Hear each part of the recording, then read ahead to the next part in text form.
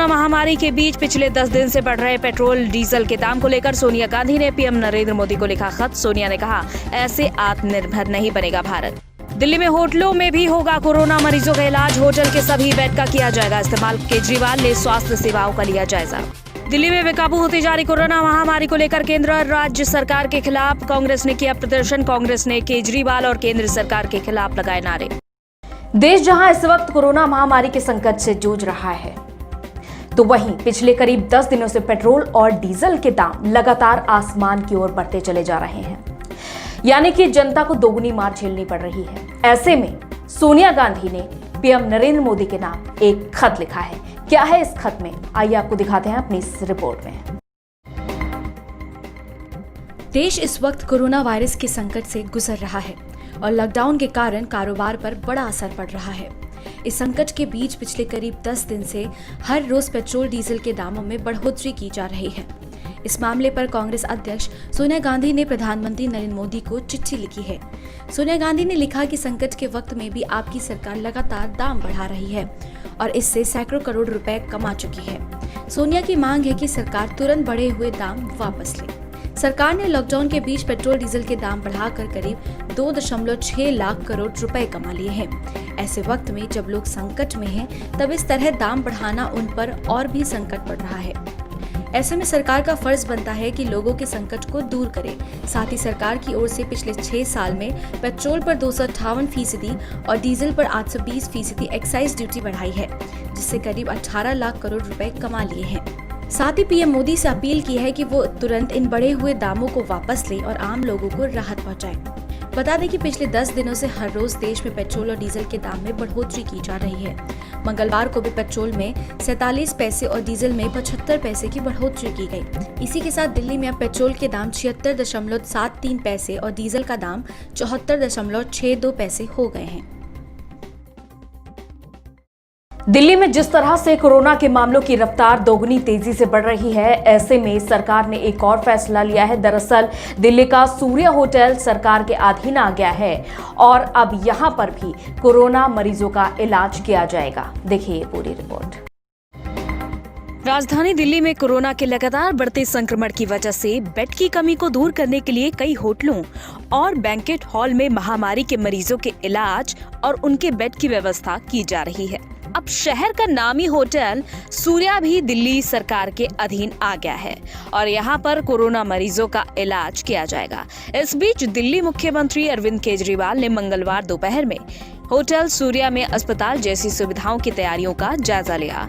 Hotel के सभी बेडों को हॉली फैमिली अस्पताल मरीजों के लिए इस्तेमाल कर सकेगा। ये होली फैमिली हॉस्पिटल के साथ अटैच हो रहा है। इस तरह से बहुत सारे और होटल्स हैं दिल्ली के अंदर जो हमें रिक्विजिशन करने पड़ रहे हैं। हम सब जानते हैं कि कोरोना की महामारी कितनी मुश्किल है, बहुत कठिन दौर से सब लोग गुजर रहे हैं और इसमें सबको साथ आने की ज़रूरत है। सभी जो अपनी तरफ से जो कंट्रीब्यूट कर सकता है, तो मैं उम्मीद करता हूँ कि ये 2-3 दिन में शुरू हो जाएगा। पहले 120 बेड शुरू होंगे, उसके बाद इसको रैंप अप करके 250-300 बेड्स तक ले जाया जाएगा। इसी तरह से पूरी दिल्ली के अंदर 30-35 होटल्स और इसमें साथ देंगे और हमें उम्मीद है 3-3.5 हज़ार बेड्स हम होटल्स में तैयार कर पाएंगे। दिल्ली हाईकोर्ट के निर्देश के बाद न्यू फ्रेंड्स कॉलोनी के होटल सूर्या को दिल्ली सरकार ने अपने अंडर ले लिया है और इसे पास के ही कोरोना हॉस्पिटल हॉली फैमिली हॉस्पिटल के साथ अटैच किया जाएगा। इसके बाद इन होटलों ने कोर्ट को भरोसा दिलाया कि वो दिल्ली सरकार की कोशिश में अपना पूरा सहयोग देंगे। कोरोना महामारी के बीच राजनीति भी कम होने का नाम नहीं ले रही है। दिल्ली में जिस तरह से हालात बेकाबू हो रहे हैं, उसको लेकर दिल्ली प्रदेश कांग्रेस कमेटी के अध्यक्ष अनिल चौधरी ने प्रदर्शन किया। राजधानी दिल्ली में जहां एक और कोरोना वायरस संक्रमण के मामले बढ़ते जा रहे हैं, वहीं इस बीच राजनीति भी तेज हो गई है। दिल्ली में बेकाबू होती जा रही कोरोना महामारी को लेकर राज्य में सत्तासीन आम आदमी पार्टी सरकार के खिलाफ कांग्रेस ने प्रदर्शन किया। मंगलवार सुबह दोनों ही सरकारों के खिलाफ दिल्ली प्रदेश कांग्रेस कार्यालय के बाहर दिल्ली कांग्रेस प्रदेश अध्यक्ष अनिल चौधरी सहित अन्य कार्यकर्ता धरने पर बैठे। वहीं इनका ये धरना सिर्फ आधे घंटे के लिए था, इसलिए खत्म भी हो गया। धरने के दौरान पोस्टर और बैनर लगाकर कांग्रेस नेताओं ने दिल्ली सरकार पर गंभीर आरोप लगाए। पिछले 84-85 दिन से हम लगातार इन सरकारों को जगाने का काम कर रहे थे। जो दिल्ली के अंदर संक्रमण फैल रहा है, जो मौतें हो रही हैं, उसको लेकर निरंतर संपर्क कर रहे थे, लेकिन सरकार सुन नहीं रही। दिल्ली के महामहिम के पास भी हम गए, बातें हमने रखी, हमें आश्वासन मिला। केजरीवाल जी ने कहा कि मैं स्वयं से सड़कों पर रहूँगा। मैं समझता हूँ कहाँ है केजरीवाल साहब, इसलिए हमने कहा था कि यदि केजरीवाल साहब आप नहीं आए तो मजबूरन हमें सड़कों पर उतरना पड़ेगा। जिस तरह से सर्वदलीय बैठक में संजय सिंह जी अमित शाह जी की तारीफ करते नजर आए और अमित शाह जी जाके LNJP हॉस्पिटल में दिल्ली सरकार की तारीफ करते नजर आए, मैं कहना चाहता हूं कि दोनों ही सरकारें अपनी तारीफों की आड़ में एक दूसरे की कमियां, नाकामियां और अपनी विफलताओं को छुपाने का काम कर रहे हैं। गौरतलब है, सोमवार को केंद्रीय गृह मंत्री अमित शाह द्वारा बुलाई गई सर्वदलीय बैठक के बाद दिल्ली प्रदेश कांग्रेस कमेटी के अध्यक्ष अनिल चौधरी ने कहा था कि यहां के अस्पतालों में कोरोना वायरस संक्रमित मरीजों को बेड और दूसरी सुविधाएं नहीं मिल पा रही हैं। इसके चलते दिल्ली के लोगों को इलाज के लिए परेशानी का सामना करना पड़ रहा है। आर्थिक तंगी एक ऐसी समस्या होती है जो इंसान को किसी भी मुहाने पर ला करके खड़ा कर देती है। यही हश्र हुआ दिल्ली में। दरअसल दिल्ली में एक कारोबारी ने अपने परिवार को आर्थिक तंगी से छुटकारा दिलाने के लिए अपनी ही हत्या की साजिश रची। ये पूरी रिपोर्ट देखें।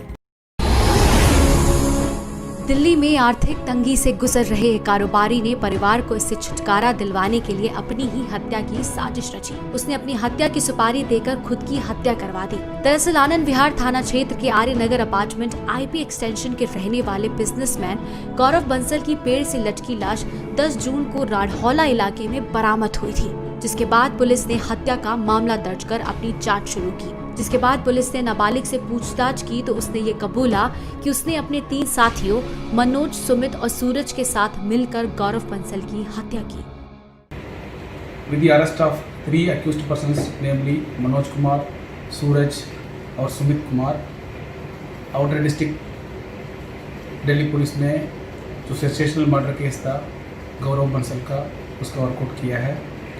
10 तारीख को हमको खबर मिला था कि एक आदमी खेड़ीवाला पुल बापरोला बिगार में हैंगिंग से सुसाइड किया बोल के।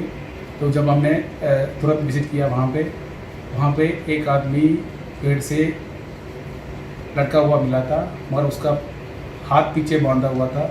इसको चलते हुए हम लोगों ने एक मर्डर केस रजिस्टर किया है PS रनौला थाने में, और तुरंत हम लोगों ने डिफरेंट टीम्स कंस्टिट्यूट करके इस केस के बारे में तफ्तीश शुरू किया था। During investigation, we are able to identify one accused, namely सूरज, उसको हमने अरेस्ट किया है। और सूरज के इंट्रोगेशन से हमको ये मिला कि 2 और accused पर्सन, namely मनोज और सुमित कुमार, उनको भी हमने आइडेंटिफाई किया और उनको भी अरेस्ट किया है। नाबालिग ने हत्या का जुर्म कबूल करने के बाद पुलिस की पूछताछ में जो हत्या की वजह बताई, उससे पुलिस के भी होश उड़ गए। गौरव बंसल ने उनको अपनी हत्या की सुपारी दी थी। गौरव बंसल ने नाबालिग से कहा था कि अगर मेरी हत्या करते हो तो इसकी एवज में मैं तुम्हें मोटी रकम दूंगा। इसके साथ साथ गौरव बंसल ने नाबालिग को ये भी बताया कि अगर वो उसकी हत्या करता है तो इसके बाद उसके परिवार वालों को इंश्योरेंस की रकम मिल जाएगी। इसमें एक JCL शामिल था। वो JCL ने ये बताया कि जो डिसीज्ड है गौरव बंसल, उनको सोशल मीडिया के थ्रू मिला है और इन्होंने ये बोला है कि मेरे को कुछ फाइनेंशियल प्रॉब्लम्स है तो मैं मर जाऊंगा तो मेरा फैमिली को पैसा मिल जाएगा। इसके चलते हुए ये चारों लोगों ने मिलकर उसका मर्डर किया है। ये मर्डर करने के लिए उनकी डिसीज ने उनको पैसा भी दिया है, ये कंफर्म भी हुआ है। बहरहाल इस हत्या की साजिश का खुलासा होने के बाद पुलिस अब इस सवाल का जवाब तलाशने में जुटी है कि आखिर गौरव बंसल ने अपनी हत्या की साजिश आखिर रची क्यों? आखिर क्यों गौरव बंसल अपनी जीवन लीला समाप्त करना चाहता था और क्या इसके पीछे कोई दूसरी वजह भी हो सकती है? कोरोना संकट के दौरान जहां केंद्र सरकार ने अर्थव्यवस्था को पटरी पर लाने के लिए तमाम रियायतें दे दी हैं, लेकिन वहीं दिल्ली के जहांगीरपुरी इलाके में अब तक कंटेनमेंट जोन घोषित होने के कारण यहां पर दुकानें नहीं खुली हैं और दुकानदार आर्थिक तंगी से जूझ रहे हैं। हमारी ये रिपोर्ट देखें। कोरोना महामारी के बीच जहां सरकार ने भी अब अधिकतर रियायतें दे दी हैं, जबकि दिल्ली में कोरोना के मामलों की रफ्तार तेजी से बढ़ रही है, इसके बावजूद यहां ज्यादातर दुकानें खुल चुकी हैं। वहीं दिल्ली के ही जहांगीरपुरी इलाके की मार्केट अभी तक नहीं खुली है, क्योंकि जहांगीरपुर इलाका अभी भी कंटेनमेंट जोन में शामिल है। ऐसे में स्थानीय लोगों का कहना है कि दिल्ली की जब सभी दुकानें और बाजार खुल चुके हैं, तो जहांगीरपुरी के लोगों के साथ इस तरह का भेदभाव दिल्ली सरकार क्यों कर रही है? परेशानी तो बहुत है। जिनकी यहाँ अपनी दुकान है उनको भी परेशानी है, और जिनकी यहाँ पे किराए की दुकान है उनको तो खैर किराया माफ ही नहीं हो रहे। अच्छा। उन्हें किराया भी देने पड़ रहे हैं, प्लस लेबर के खर्चे भी हैं। और प्रॉब्लम तो ये भी है कि लेबर आके पैसे मांगती है, तो हम इस कंडीशन में भी नहीं है कि हम उनको पैसे भी दे सकें। अभी रिसेंटली मेरे दुकान का लड़का मेरे पास आके कहता है कि उसकी बीवी प्रेग्नेंट है और मैं उसको पैसे भी नहीं दे पाया। मैंने अपनी चैन विद्युत में रख के उसको पैसे दिए। बहुत ज़्यादा दिक्कत में है। 3 महीने के आसपास समय हो चुका है। जहांगीरपुरी को कंटेनमेंट जोन घोषित किए हुए 2 महीने से ज्यादा का समय बीत चुका है। जहांगीरपुरी की दुकानें जनता कर्फ्यू के दिन से ही बंद हैं और अभी भी दुकानों पर ताला लटका हुआ है, जिसकी वजह से लोगों के सामने आर्थिक संकट आ गया है। दुकान न खुलने के कारण सर हमारी मार्केट से लगभग 700 दुकानें हैं और एक दुकान पे 5 से 6 लोगों का स्टाफ है। लगभग 3500 से 4000 परिवार तो ये हो गए, प्लस होलसेलर, रिक्शे वाले, लेबर जो हमारे से जुड़ी हुई है, जिनके चूल्हे चौके इस मार्केट के भरोसे चलते हैं। लगभग 5 से 6000 परिवार इस टाइम भुखमरी की कतार पे हैं। मतलब हमें अनुशासन ये नहीं दिया कि हमें 1 हफ्ते बाद आपकी दुकानें खोल दी जाएगी। अच्छा। उसके बाद उन्होंने अभी तक उनका जवाब नहीं आया हमारे पास। तो आश्वासन दिया गया है, लेकिन समस्या का समाधान नहीं हो पाया। समाधान नहीं हुआ हमारा अभी तक। हम चाहते थे आपके चैनल के माध्यम से हमारी समस्या का हल किया जाए और हमारी मार्केट खुलवाई जाए जल्द से जल्द। बताते चले कि जहांगीरपुरी इलाके की इन दुकानों से करीब 5-6 हजार परिवार जुड़े हुए हैं, जिनका गुजारा अब बड़ी मुश्किल से हो रहा है। ऐसे में दुकानदारों की मांग है कि राज्य सरकार उनकी फरियाद जल्द से जल्द सुने।